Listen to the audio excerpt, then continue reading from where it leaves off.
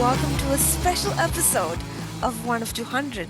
And today we have a very special guest, is a regular actually in our program, but today this guest is here in a different role as one of the founding members of a new party, Palestine Free from the River to the Sea.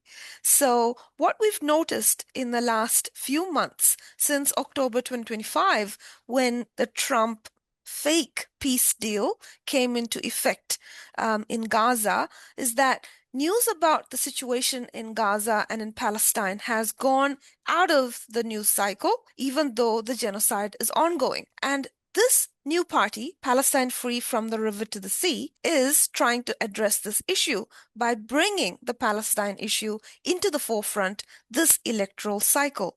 And we are so glad and lucky to have with us the communications manager of Palestine Free from the River to the Sea, Kieran. Hi, Kieran. Kelly, welcome to the Hi, show. Josephine. Hi. Uh, yes. I am now a guest, so slightly Hmm. unfamiliar territory when Yes. talking to you, but yes. How are you doing? How's it going? I'm good. I'm good. Yes, we're just like we are currently because we have been held up with various bureaucratic things. We basically are in a very big rush to get over the line with the number of members we need for the party in order to be able to register the party for the party list for the Yeah. Yeah. and to access government funding for advertising as well. So at the Right. moment, it's all I'm trying to pull out all the stops to. I even made myself a sandwich board. I got caught up, so I didn't actually use it to wander around trying to sign people up with a clipboard. But Mm. we will. We are going to be pushing in the next 2 weeks to really, really get the numbers up. We need another few hundred people to join the party, and Right. yeah, Yeah, so I'm already a member of this party. So yes, for the yes. listeners, I just wanted to say right as we start, I'm not going to wait until the end. The website of the party is linked below this podcast. It's palfree.nz. You can just go to the website, read about the party, and join up over there. You only need to pay $2 to become a member of this party. We already have nearly 300 members, if I'm right, and the minimum number that is required for the Election Commission to become a registered party under the New Zealand Election Commission is 500. So we're looking for about 200 more. Am I right, Kieran? Yes, we Hmm. really want a safety margin though, so we are actually looking for 600 or 650 altogether. So and if those numbers sound like we literally have only been doing this for 2 weeks and we've got 300 in that time. So if we can keep up the momentum, we will definitely get there, and your Hmm. $2 won't be wasted. Right. And so, Um, Kieran, can you tell me a little bit more about, your position in the party and the party? How did it come to be?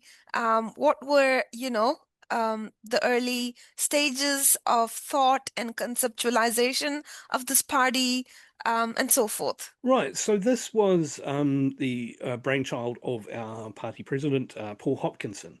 So he has had a long time involvement in a lot of Palestine solidarity activity, and has gotten some cut through into the media by doing a lot of things. And I think that what his thinking was that we could use the platform of being a party to raise the issue without necessarily campaigning for votes as such.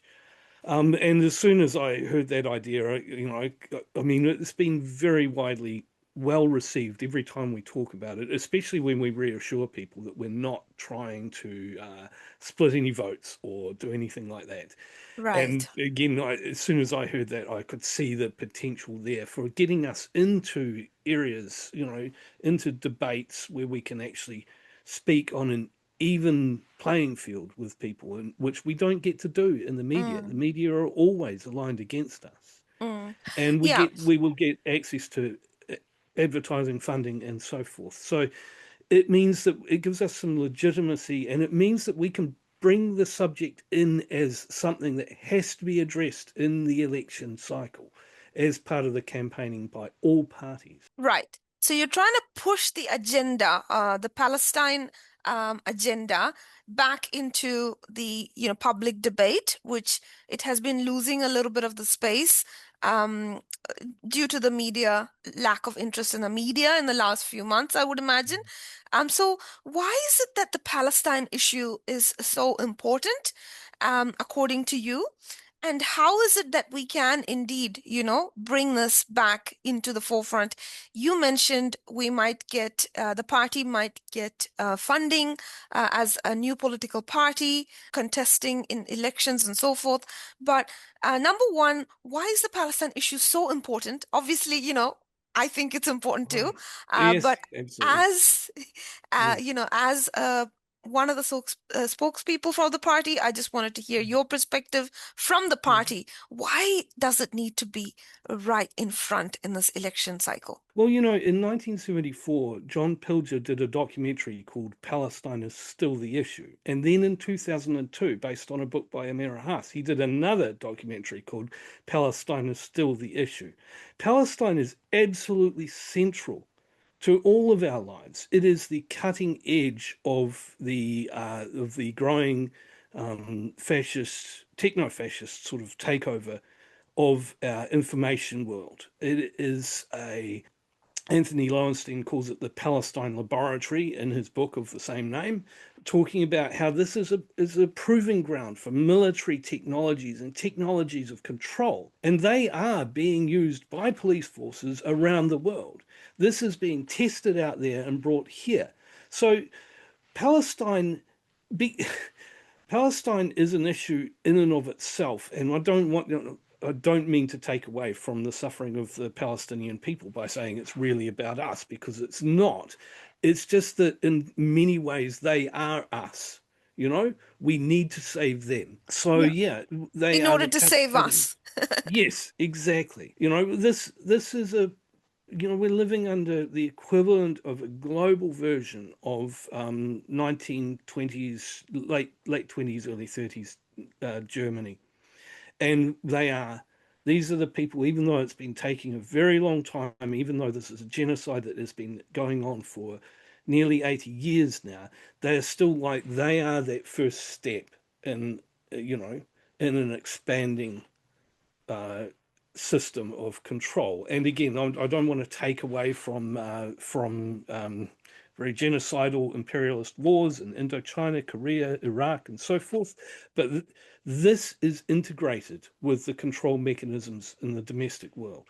So I think that people need to understand that, and it's not it's organically integrated in that the way they are controlling the way we talk about it as if this is part of our domestic population, and we are being told that we have to think of it a certain way, and they're controlling our speech over it.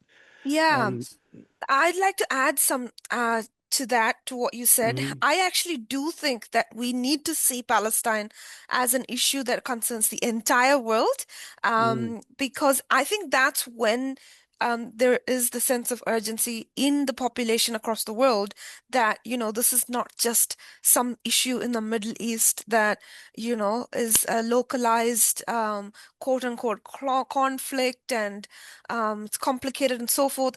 Well, it is pretty complicated because when we look closer into what's going on in Palestine, the genocide in Palestine, we understand that this genocide is so much integrated into the global economic system, right? So we can mm, see, for example, how as the genocide was happening, the stock prices of the arms corporations were going up, and we see that these, new technologies, as you mentioned, were being experimented on the children and the people in Gaza, including, AI softwares like Lavender, Where's My Daddy, and all that. And companies such as Palantir involved in the genocide. We recently found out there's a very interesting article on Substack by a New Zealand writer who found out that actually some New Zealand institutions also have contracts with Palantir. So mm, recently, Palantir's CEO Alex Karp, he came up with this manifesto of Western mm, supremacy and how, the United States needs to dominate the entire world, even at the cost of these genocides and wars and all that. So we are facing, you know, we are we're at the moment at the precipice of this huge class war. It's an ongoing class war, and what Palestine represents is the tip of the spear. They are experimenting their weapons, their machinery, their AI, robotics on the people in Gaza, but those are being deployed against people, working class people in the imperial core as well. Palantir already, for example, controls a lot of the government databases in the United States, in UK, in many parts of the world. And I was really shocked to find out that they had some dealings in New Zealand as well. So we are also seeing how the New Zealand government is now promoting the military industrial complex to have, a base here in New Zealand as one of the factories or the places where they can produce their weapons, but also the technologies, but also launch rockets. We saw Rocket Lab uses, the stolen land from Maori in mm, Mahia Peninsula to launch spy satellites, which are being used in the Gaza genocide. And these spyware, these technologies, like Kieran said, are not going to remain in Palestine. Palestine is a testing ground. Then they will apply it to control the working class. Who dare to rise up and demand their rights in the imperial core as well. And we're seeing that happening as we speak, right? Like our rights are being curtailed. There were talks about, having specific zones for protests, banning protests in certain places. Greater surveillance and censorship is becoming the norm in many parts of the world. So this is not only a Palestinian issue. It is an issue that concerns humanity across the world. We are facing, an apocalyptic, both environmental, but also from a class perspective, an apocalyptic future. And yeah, and this is, I think that Palestine issue needs to be in the forefront because this is what it represents. So yeah, thank you for saying that, for mm. sharing your perspective, Yeah, well, Kieran. Yeah, yes. So yeah, on further to what you just said, like one of the things is that we as a country have doubled down on our links to the US empire, even as this is becoming ever more obvious, and we are being caught in that web of the military industrial complex, which has actually long since spread outside of the borders of the US, and it is used to gain political control over the politics of countries as well, as it was used, to gain control over the lower house, House of Congress, houses of Congress in the US. So it was called originally referred to as the Military Industrial Congressional Complex by Eisenhower when he first wrote his speech about it.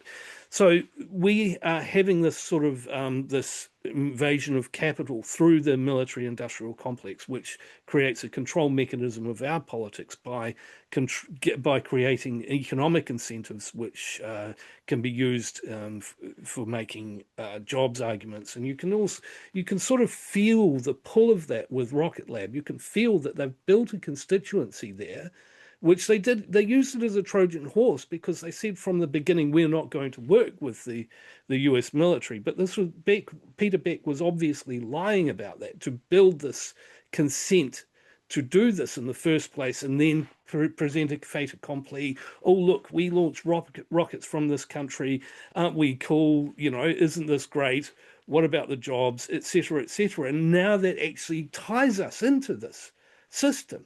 And yeah, although politically the world is turned against the US empire and against this genocide in Palestine in no uncertain terms, like there's a report out today that 51 different countries exported arms to Israel during the Gaza Holocaust. yeah, 51, including countries that whose populations absolutely loathe it. So one of the things about the party is that we are part of a very small group of people who are quite uh, uh, not supportive of Palestinian human rights, who carve out a Palestine exception still. Most countries in the world are reasonably politically, in their rhetoric and so forth, they simply support Palestinian statehood and Palestinian rights. Unfortunately, most of them are sticking to a two-state type situation, but still they are, at least on paper, they simply believe that Palestinians are human beings like any other, whereas we still sit on the fence over that. We try and pretend we're not denying their humanity and their human rights, but at the same time, we're not really going to accord it to them fully. But the thing is that we, it is a smaller and smaller group, and we are one of the Five Eyes, we are the weakest on being pro, being anti-Palestinian. We are one of the weakest countries in terms of that, in terms of our history, our foreign policy history, as well as our public opinion. So If you're we can saying, actually crack that particular thing, it actually will make quite a big difference to the world. Because if we become another Slovenia or Spain or something like that, or even Ireland, that will actually have an impact on the world more than people might think for such a small country. right. So is that the goal of the party, which is Palestine Free from the River to the Sea, to create a shift in New Zealand's foreign policy? Is that the main goal? And can you also kind of um, tell me and the listeners what are some of the New Zealand government's policies which were quite revealingly anti-Palestinian in the last couple of years? Yeah. Right. So, well, obviously we have declared Hamas a terrorist organization as is actually one of the most grotesque things ever. It's simply inadmissible to look at an occupied people and then say that one of their armed resistance movements are terrorists. There are no, there's no, this is nothing to do with international law. This is simply the bullying of the Western imperialist nations trying to use a label in order to overturn the normal equality under the law that we claim to support. So we support, as a party, we support people's legitimate right to resist in legal ways and reject this terrorist label as completely against is invalid under the United Nations Charter. So, and under other aspects of international humanitarian law. So that's one of the things. Another thing is like the failure to sanction Israel. Clearly it beggars belief, looking at the number of offences they commit over and over and over again, that we will not do anything about it. Now, I do want to, there's a caveat to that, and I want to say out front that we have a history of doing that with the US. The US does all sorts of things, and we never ever blame them for anything. But often the US in the past has had like pretexts and excuses to give themselves legal cover, terrible ones. But Israel doesn't even have that. It is occupying several of its neighbors. It's constantly going to war, and in its rhetoric, it doesn't really act as if it has any recognition for international humanitarian law at all. It's simply they they say that they believe might equals right, and they act that way. Now they claim, of course, that they're being attacked and that this is about self-defense, but that pretext doesn't work because they refuse to go through the normal sorts of legal channels that you would do to justify any sort of self-defense claim. And the first thing you would have to do to justify self-defense would be to end any illegal occupation. Right. Or, you know, Yeah, so on I think it was early 2024 that the New Zealand government designates the whole of entirety of Hamas as a terrorist entity. Since 2010, New Zealand had designated the military wing of Hamas as a terrorist entity, but then they included every other wing, including the civilian political wing as well. So this, in many ways, this is playing into, the genocidal rhetoric of Israel. So Hamas, um, being designated as a terrorist entity, is playing into that. Is it? Is that how you see it? And also, I it, also wanted to mhm, say the other major, policy decision by the New Zealand government was to not recognize the state of Palestine, even when a lot of countries in the imperial core decided to recognize it conditionally. Although what came of it, I don't know. But yeah, we decided not to even participate in that. so 151 countries have recognized Palestinian statehood, and we're not one of them, which is absolutely shameful. It really is.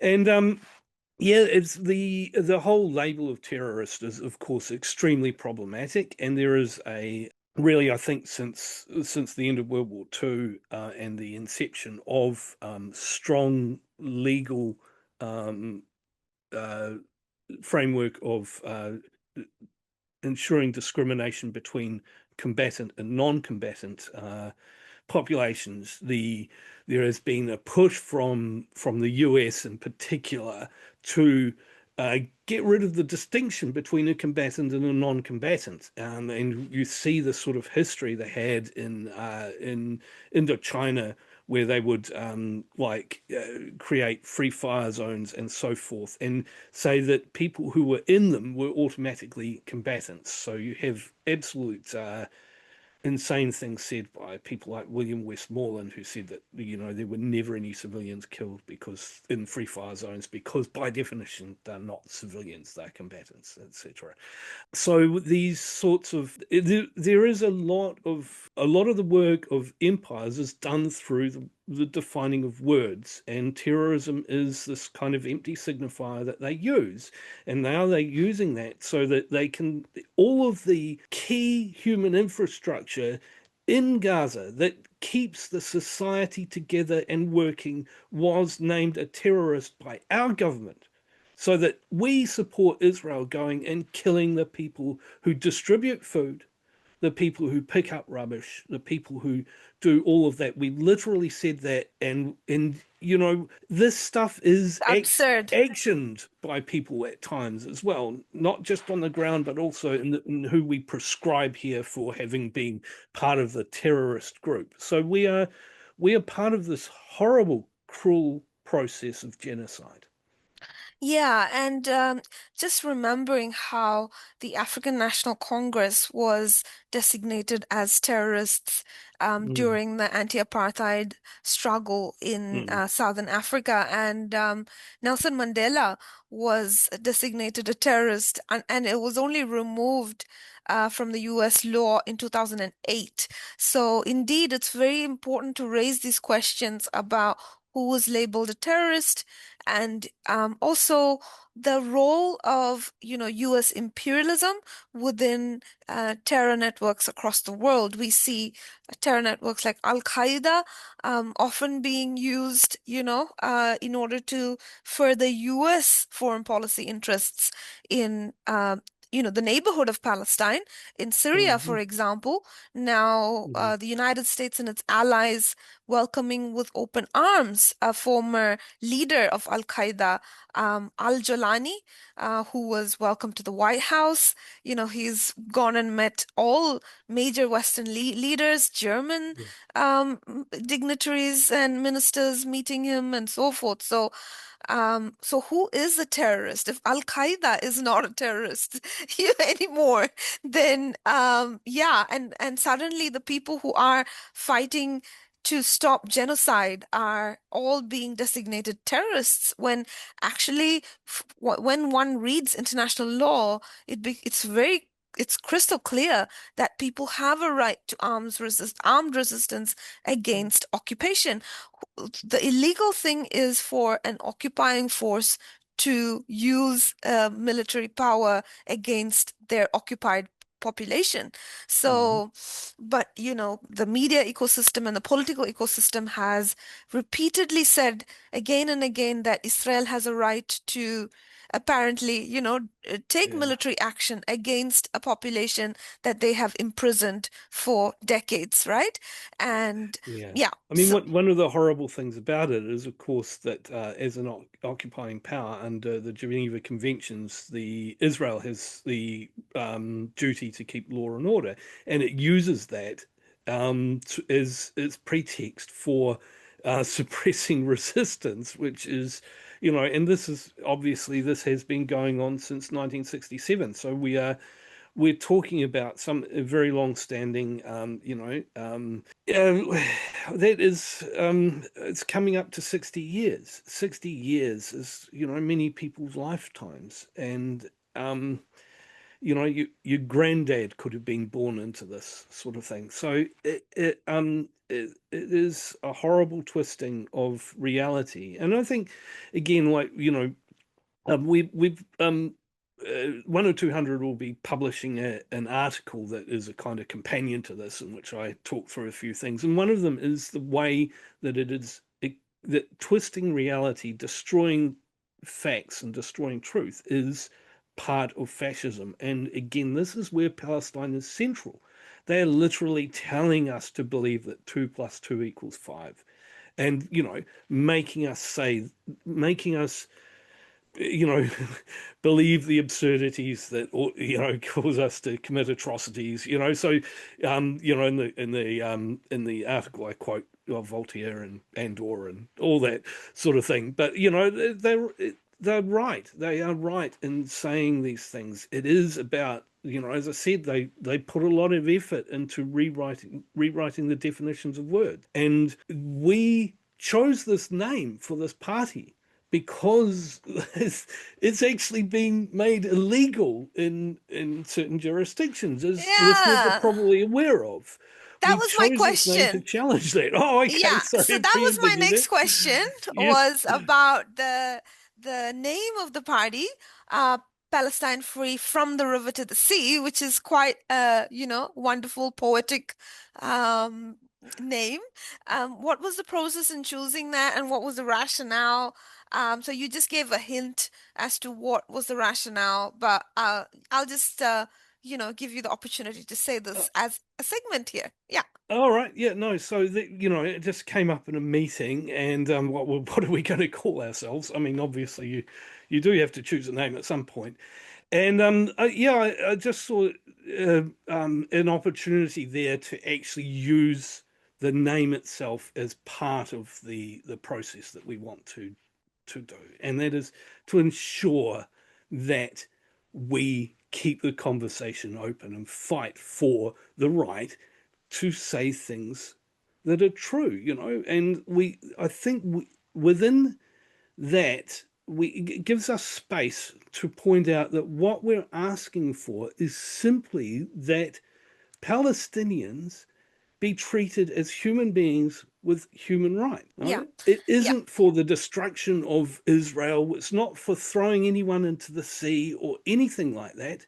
It's simply that they should be free, and that we as a party support the diaspora as well.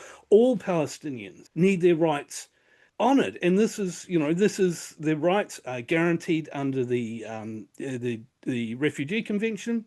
They're also guaranteed under UN General Assembly Resolution 194, which Mm. says that the people who were expelled from what is now Israel, those who live in the current occupied territories, those who live overseas, it doesn't matter. They have the right to either return or be given reason, or to be able to have the choice of accepting reasonable recompense. Yeah, so can you tell me what is the vision of Palestine free from the river to the sea? What does that mean? And what is the vision of the party in terms of, what is the future of Palestine?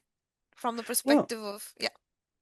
right. Well, we support a single state solution, a single democratic state with rights for all of its inhabitants. And as I say we also support the right of return for Palestinians who descended from refugees, are refugees or descended from refugees.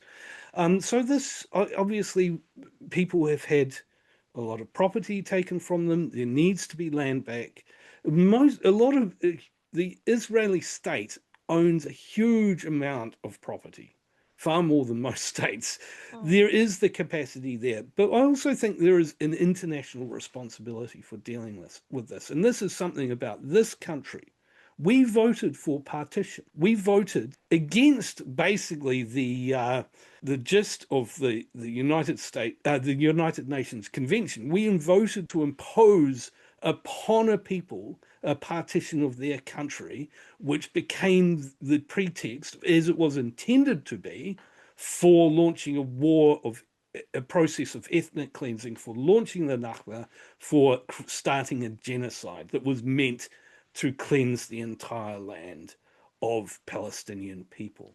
You know, so and that was the intent of the Zionist forces at the time to do that. They always intended to do that, and we helped facilitate that. And then when Israel started Israel was only allowed into the UN if it complied with Resolution 194, which I mentioned earlier, which it never has done. It hasn't done a thing towards that. And despite our obligations for our role in this, we have done nothing to make them do that. And we continue to recognize them. We don't sanction them. There is Yeah. there's never been any question that we would actually honor our obligations. And I think this sort of thing has gone on so long that people don't even understand how wrong it is. But it is Yeah. wrong. It's a bleeding sore in this country, I Can think. you remind the listeners about Resolution 194? What was that? So this was very soon after. I think I can't remember the exact timing, but it was not long after the I can't remember the number of the resolution. That was the partition resolution, but something like 189, something like that. Anyway, it wasn't long after that. Like there was obviously there was a refugee problem created. Right.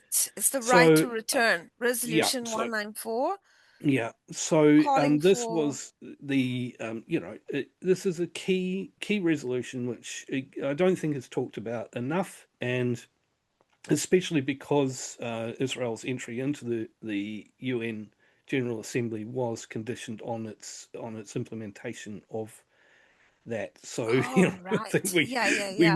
really ought to have been pushing for, this is now a 77-year-old resolution. We have done nothing. Yep, I'll Um, just read it out. So that's yeah, yeah, 11th of December 1948. yeah. And it's Resolution 194. The overview is that this is a resolution calling for a right of return for Palestinian refugees. So this is a long-standing resolution Mhm. in the United Nations. And yeah, our foreign policy ministry hasn't spoken about this in any of their commentary. They don't mention it. However, they do either, overtly or covertly support Israel. The most that the government has done, in my view, recently, for example, was sanctioning a few officials of the Israeli government, not even the prime minister, by the way. The prime minister is not in the officials who have been sanctioned by New Zealand. I think there's only two, Smotrich and Ben Gavir. And recently, when Ben Gavir posted that heinous video where he's abusing activists, in fact, Western activists, activists including many from Western countries, and posted it with pride, welcome to Israel. I thought that was quite, I found that to be an interesting welcome because what he's suggesting is that this is Israel, right? We are a nation that dominates and takes happiness in domination. Or, I mean, that's the message I was getting because the video that was posted alongside that message was just, Israel. treating people who they illegally kidnapped from international waters in a horrific way, dehumanizing them and Mm. humiliating them. There was an image that struck me particularly, obviously the image of the woman the activist whose head Yes. was Yeah. pushed down. Shaved down. Interestingly, when I saw that, it reminded me of some of the police tactics that I've seen against Palestine activists here as well. Um, I remember once when Paul Hopkinson was arrested during one of our actions, the president of the party, Palestine Free from the River to the Sea, the president of Palestine Free from the River to the Sea. Um, yeah, the police first thing they do is, push down on the head and the neck to, kind of, subjugate the person. And I saw that similar mechanism being used by the IDF against the flotilla activists. And the other kind of scene that was really disturbing was, I mean, I've seen this happening to Palestinians as well. It should shake, the humanity of the entire world when we see these images of people being dominated in that way, completely bent over down, with Mm. their hands tied at the back and their heads facing down. And there are these, military men with heavily armed standing guard atop them. So those images, and then along with that, it says, "Welcome to Israel." I mean, I think, Mm. yeah, This is part of the creeping fascism that is taking over. We saw those images coming out of the transfers to Sakot prison in El Salvador, yeah, and these are like intentionally like that, and they're kind of they're quite careful not to show people's faces, and this sort of thing implies to the right sort of person that these are dangerous people, and they're dehumanizing them. They're not showing their faces. They're dangerous people who are under control. We have leashed them, and it's really appealing to a very primal, dangerous part of the fascist psyche, and unfortunately, those sorts of people who respond to that, they're everywhere. The yeah. numbers aren't necessarily that great, but they are around. But I also wanted to talk about, we're talking about absurdities, and one of the what New Zealand is joining other Western nations in creating a fictitious idea of two peoples at war, and also this other absurdity is the separation between the Israeli settlers doing their naughty business, and the normal Israeli state. And we are Smotrich and Ben Gvir are settlers, and we are sanctioning settlers, and I believe some others as well who aren't in high positions of power, for being illegal settlers. But of course, everything is funded by the Israeli taxpayer and supported by the Knesset, and it can't happen without them sending in the IDF to protect them and all of this sort of thing. So it's part of Israeli society thoroughly, but we there's this horrible game, this theatre that they put on to pretend that there's some separation between the settlers and Israeli society, and that there's some reasonable liberal society there that is just maybe being a bit taken over by Netanyahu and his Likudniks or whatever, and that we just need to get rid of them and put in Penny, put in whoever, um, and it'll all be fine, and they'll go back to some sort of like Oslo process or something like that. And this whole thing was a lie right from the beginning. The two-state solution is the two-state solution, the two-state process of ethnic cleansing. It always has been. It was from the beginning, and that we've had since they have utilized the distraction, if you can call it that. It seems almost grotesque to say that, but the attention on the Gaza Holocaust to ramp up violence and ethnic cleansing in the West Bank and in Jerusalem. You know, so tens of thousands of people were ethnically cleansed from the northern West Bank, and the encroachment of ever greater settlement building in the southern West Bank is getting accompanied by greater and greater violence. And meanwhile, they're renaming parts of southern Lebanon in Hebrew names. They've got parts of Syria and so forth. I Mm. mean, we're almost, this. I think we're in a phase almost where the crimes come so soon after another that we can never really get to grips with one. And I think that this is how they intend to try and get us to the point where some Yeah. things become historically established reality and fait accompli that we can't challenge.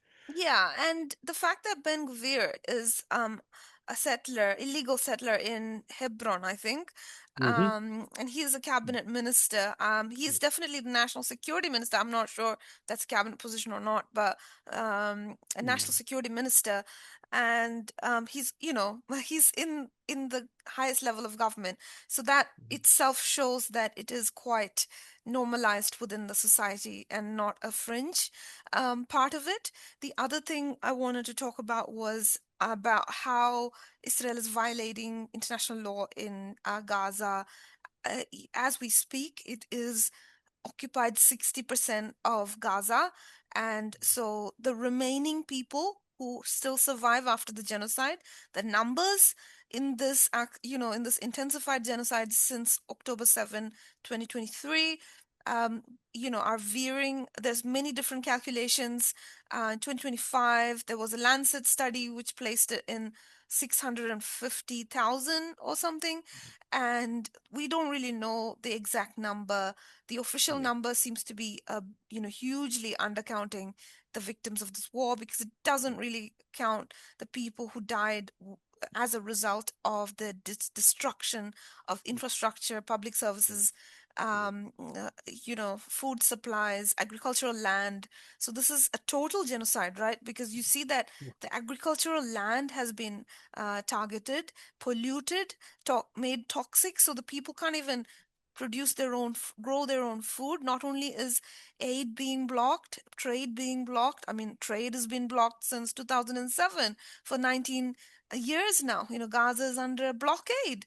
Um, so yeah, so we're seeing a total suffocation of people who have been bombarded nonstop for 2 years, and now it's not enough that there is this fake ceasefire which continues, the blockade in every other way, but doesn't address anything, right? The targeting of the hospitals, the schools, 100% of the universities, the Gazan population, highly educated population, they had universities that offered excellent courses, all of them destroyed. So the entire future of a nation and a people being destroyed, deliberately. So this is the issue of our time, like you said. And I have watched that movie by the Australian journalist.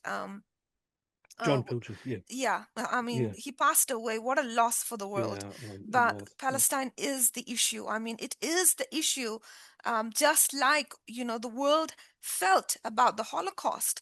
That's the level of, horror we must be feeling at this moment about Palestine. And the fact that our political establishment, our media establishment, is just treating this as if it's just a normal background issue is not enough. So I do, commend your efforts in bringing this into the election cycle through Palestine Free from the River to the Sea. A very common question that I get asked when I share about this party is this. Okay, let me ask you this question. So, in the beginning, you did mention to me that you're not exactly seeking votes. So, in order to understand the strategy, could you explain more, a little bit more? What is the strategy? So, if you're not seeking votes, then so are you going to field candidates? What's going to happen? And is there any parallel examples that, or, examples that you can say for the listeners to understand the strategy? Right. Well, I believe that the Aotearoa Legalized Cannabis Party runs a similar strategy in that they are not actually really canvassing for votes so much as to get themselves in the conversation. This is certainly going to be our strategy. Um, so we are really, I mean, we're more or less thinking that we are going to minimize the what, we need the members, but we really want to be about Palestine, not about a political party.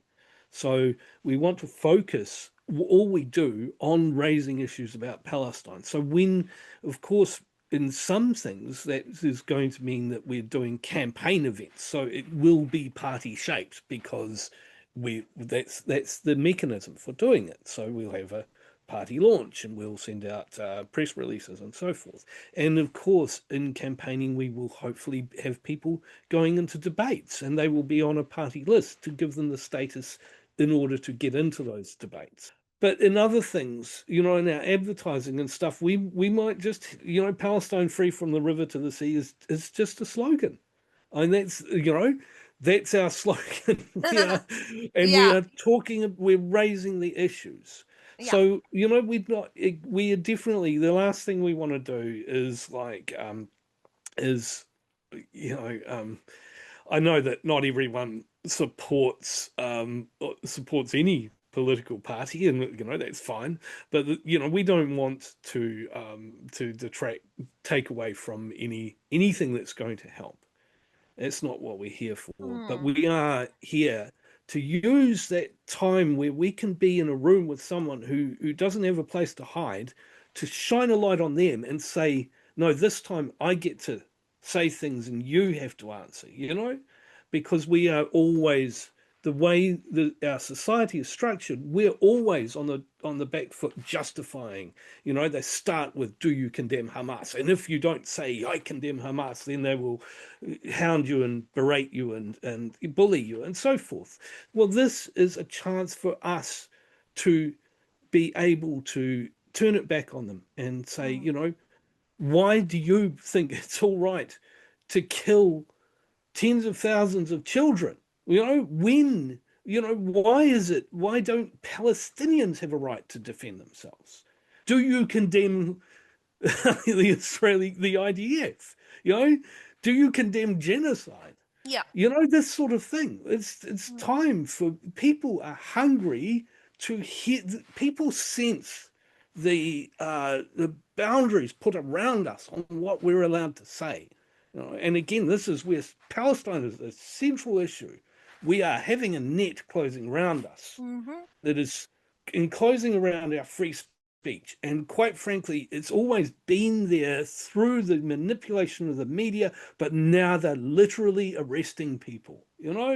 People in New South Wales had the cops coming at 3 o'clock in the morning, large groups of armed police breaking their doors down. Now that's terrorism because there is only one reason for doing that. These are just people who participated in a rally.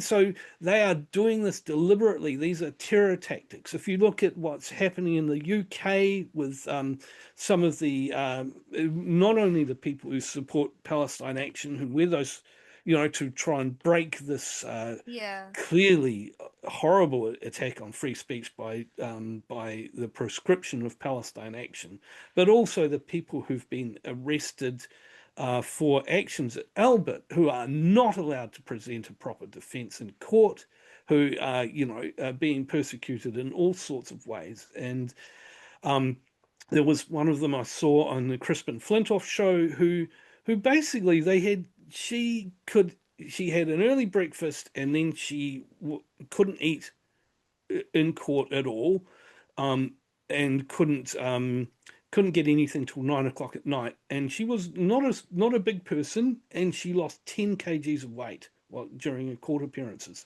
And the reason was the people doing escorting were a private security system, Serco, linked to Albert Systems, and they said that a banana was a security risk. All she wanted was a banana in the middle of the day. A banana is a security risk. The president sent her off with a packed lunch, and they said the packed lunch was a security risk. So she couldn't eat all day. And that is what I mean about absurdities as well. This they use these bad faith pretexts for things and twist Yeah. And in the reality. UK, there were, doctors in NHS who lost their jobs and their license because Hmm. they wrote something on Twitter Yeah. about Palestinian right to self-defense.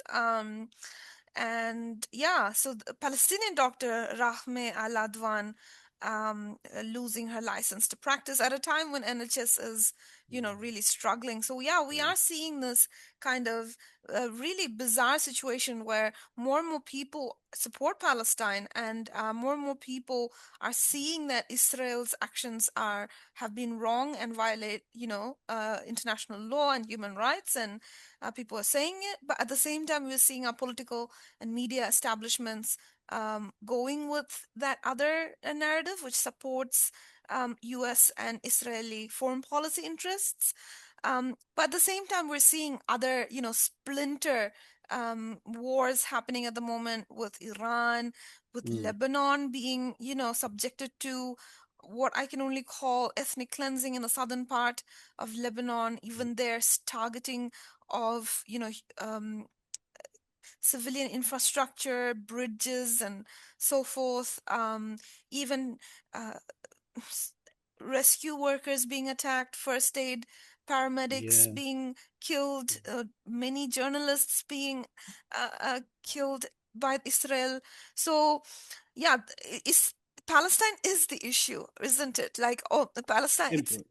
it, Yeah. these issues are connected to Palestine, and I think that the biggest question that will come to mind of the voter, the average Kiwi who is going to vote, and they see or they hear about the party, they would want to know exactly how does Palestine concern me and my life. And if you are presented with that question, Kieran, what would your answer be?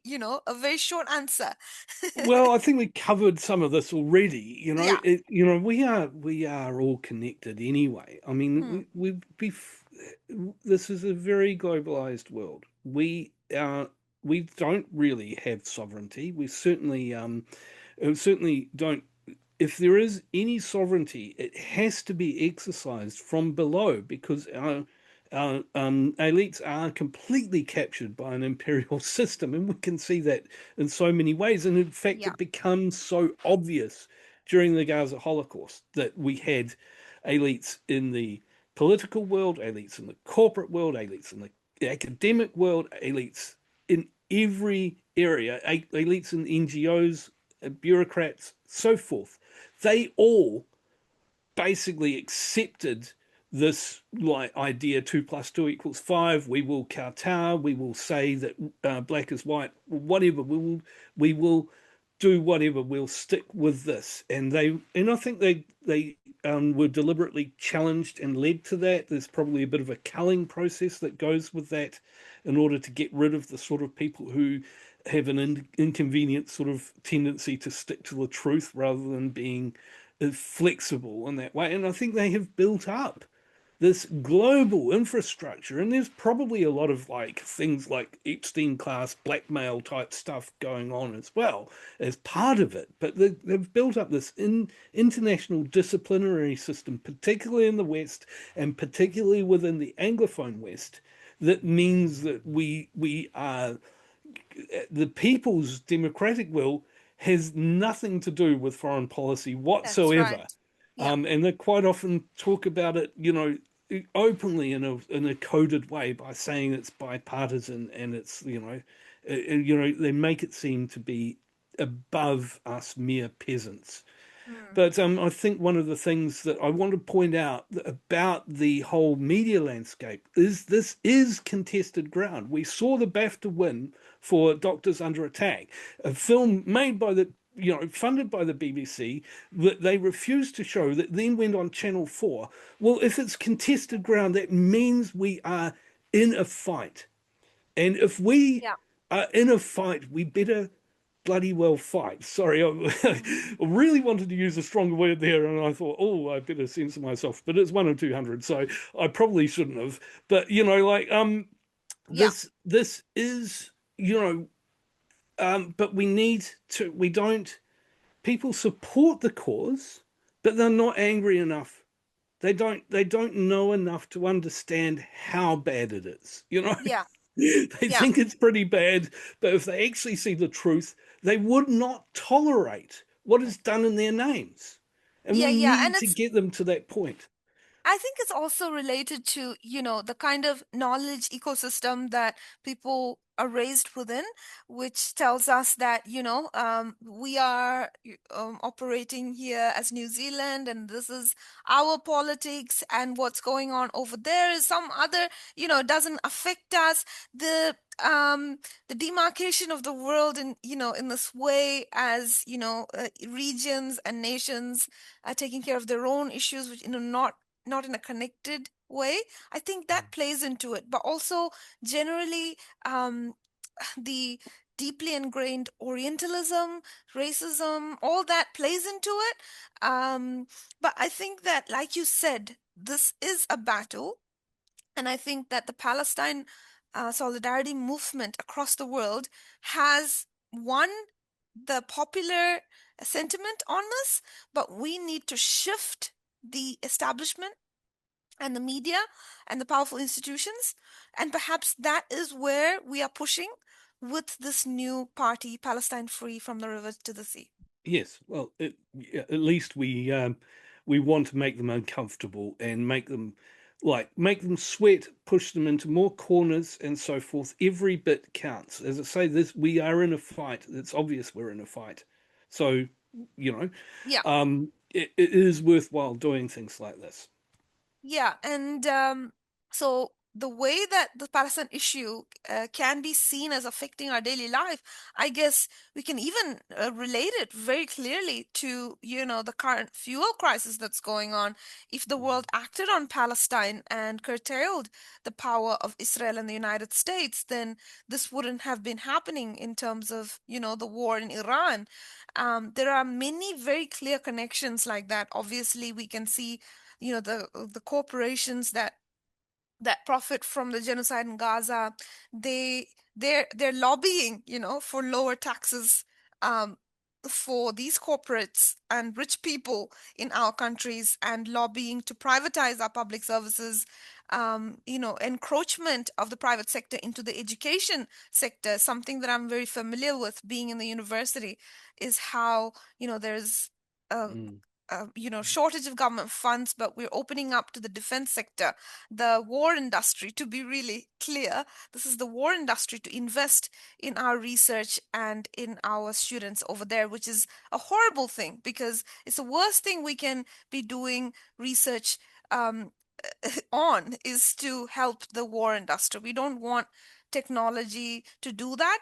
But at the moment in the West, in the capitalist West, we're seeing that technology is being developed primarily for the purpose of the permanent war economy. And this permanent war economy seems to be the only, the biggest profitable avenue for the billionaire class across the world. And mm, this is taking the whole world into doom and despair and death, right? So it is, like you said, it is inextricably connected to our lives across the world and here in Aotearoa, New Zealand. Also, the environmental cost that it mm, has, the Gaza genocide is what equivalent of 6 Hiroshimas. That's the amount, the tonnage of explosives that have been dropped over there. And Gaza, the situation is horrific, right? Like we had a Palestinian commentator speak with us in one of the National Palestine Solidarity who talked about how, the tents are in horrific conditions. There's scorpions crawling, there's mosquitoes, and all these kind of things affecting the population in Gaza. So this is a very urgent issue. And so thank you for trying to bring this into the election as an issue. And if you do want to support the Palestine free from the river to the sea, just to see that slogan on the electoral, the voting slip that we all will vote in October, then do join the party. It's palfree.nz. Would you like to add anything, Kieran?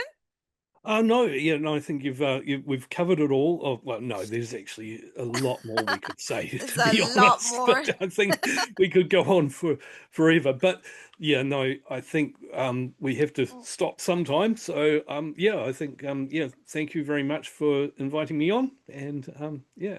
Palestine free from the river to the sea.